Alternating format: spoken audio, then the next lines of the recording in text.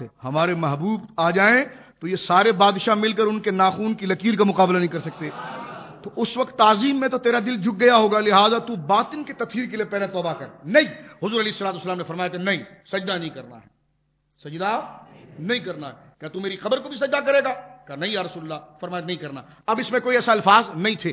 ایک طرف حضور کے خیال کو نماز کے بارے میں ایسا لکھا، ادھر بات یہ آ رہی ہے امام محمد رضا کی طرف سے کہ بڑے سے بڑے کو دیکھو اور اگر خلاف اس کی نمازوں پر تم فرفتہ ہو، ان کی عبادت پر، اس کی شان پر، اس کے علم پر تم بڑے نازا ہو، لیکن جب وہ حضور کا وفادار ہے، اور جہاں اس نے حضور سے وفاداری چھوڑی تو تمہارے گلے سے اس کا پٹا کٹ گیا.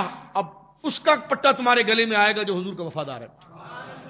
یعنی یہاں یہ بات کی جا رہی ہے کہ بڑے سے بڑا بھی ہو تو اس کی محبت کو دل سے نکال کر ایسے پھینک دو جیسے دودھ سے مکھی کو نکال کر پھینکا جاتا ہے. اور ادھر کیا ہے؟ ادھر لکھنے والا اشارتن نہیں صراحتن کفر اور گالی دے رہا ہے. معاذ اللہ. کہتے گوروں نے کارٹون بنایا. میں نے کہا وہ تو فرنگی کافر تھا اور یہ دیسی کافر ہیں جو گلی کوچوں میں پھرتے ہیں، اس لیے کہ فرنگی کو اور گورے کو ذہن دینے والی یہ کتاب ہے. جب نبی کی کوئی حیثیت نہیں تو کارٹون بنائے، جو بھی بنائے. معاذ اللہ.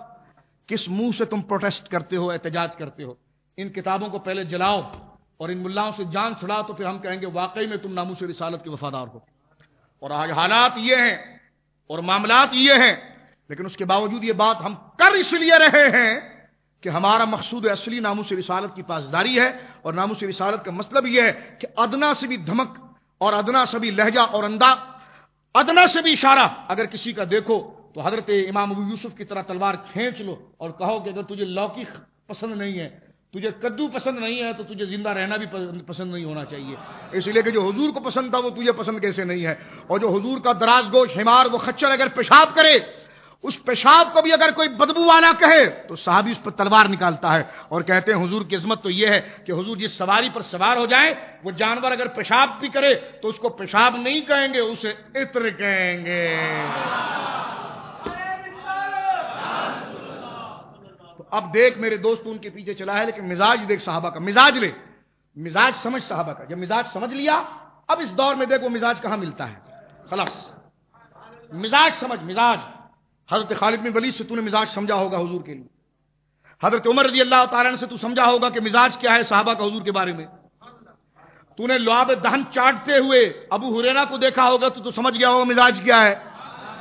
تو نے حضور کے آثار وضو کے پانی جو گر رہے ہیں، پانی جو گر جائے وہ مستعمل ہوتا ہے، لیکن حضور کے جسم مبارک کا پانی اگر گرے تو وہ تطہیر اور اس کی زکا اور اس کی پاکیزگی زائل نہیں ہوتی، بلکہ اس کی پاکیزگی ایسی ہوتی ہے کہ دل پر زنگ لگے تو اس کو بھی صاف کر دیتی ہے.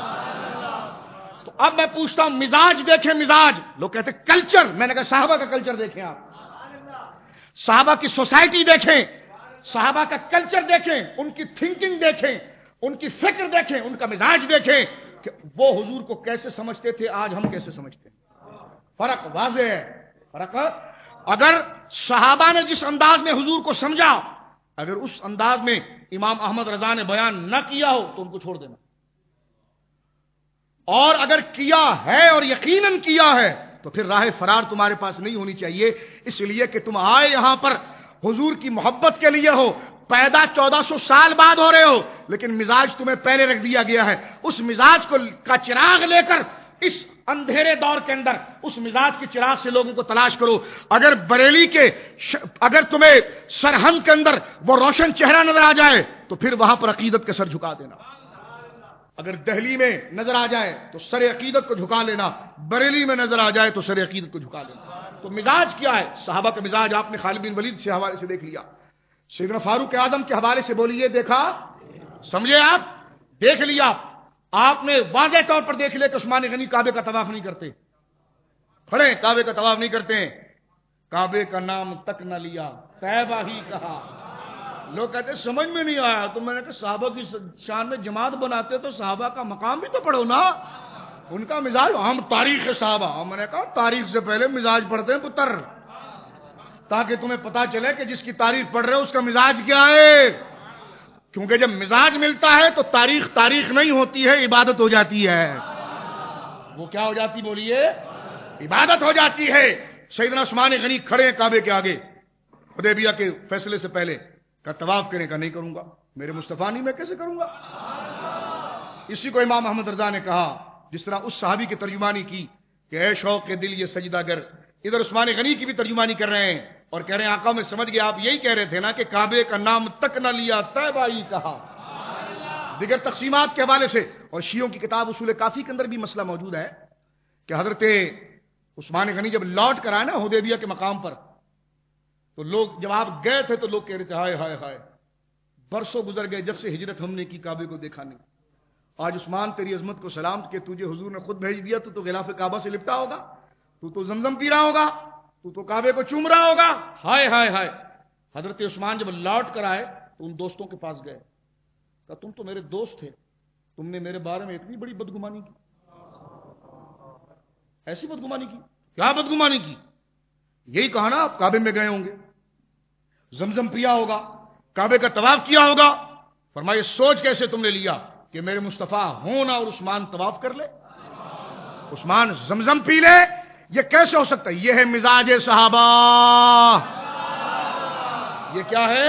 مزاج صحابہ. حضور آ جائیں ابو بکر مصلی چھوڑ دیں, یہ مزاج صحابہ. نماز پر حضور کو فوقیت دینا, یہ مزاج صحابہ. ہر ذکر پر حضور کو فوقیت دینا, یہ مزاج صحابہ. حضور اگر جس سواری پر بیٹھ جائیں تو سواری کا تو ادب ہے. حضور کی سواری اگر پیشاب بھی کر دینا تو اس کو پیشاب نہیں عطر کہنا, یہ مزاج صحابہ. اب امام احمد رضا فاضل بریلوی رضی اللہ تعالیٰ حضور کے اگر ایک ایک وصف کا ذکر کریں تو یہ مبالغہ غیر حق نہیں. دراصل انہیں مزاج صحابہ لگ گیا تھا, انہیں مزاج صحابہ لگ گیا تھا, اس لیے وہ حضور کی ایک ایک اداؤں کو عرش و فرش سے زیادہ فوقیت دیتے تھے, عرش و کرسی سے زیادہ فوقیت دیتے تھے. تو یہ کیا ہے بولیے؟ مزاج. اب آئیے مزاج سمجھ گئے آپ. اب اس مزاج ایک یہ مزاج نہیں ہے, یہ اصل میں ایک بہت بڑا نور ہے.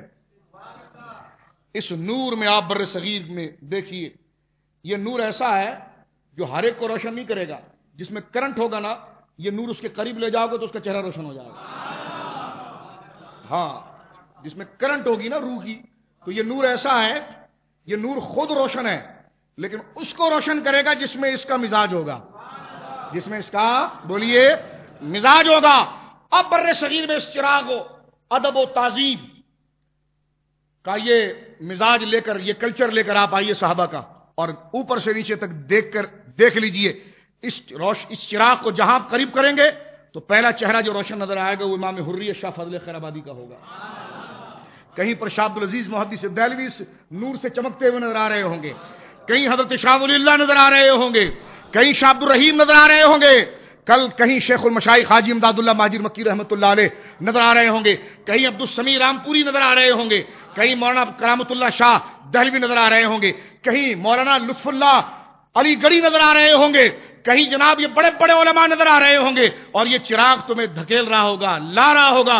فرمایا ہم تو روشنی دے رہے ہیں اور ہمارا تو فیض ہے, لیکن تجھے رہنمائی مکمل لینی ہے تو بریلی کی طرف جا, اور وہاں پر یہ چہرہ, یہ چراغ جس کے چہرے میں اس صدی میں, اس دور میں سب سے زیادہ روشن ہوگا, اس کو دیکھ لینا, اور جب دیکھ لو تو اپنی جان عقیدت اس کے حوالے کر دینا.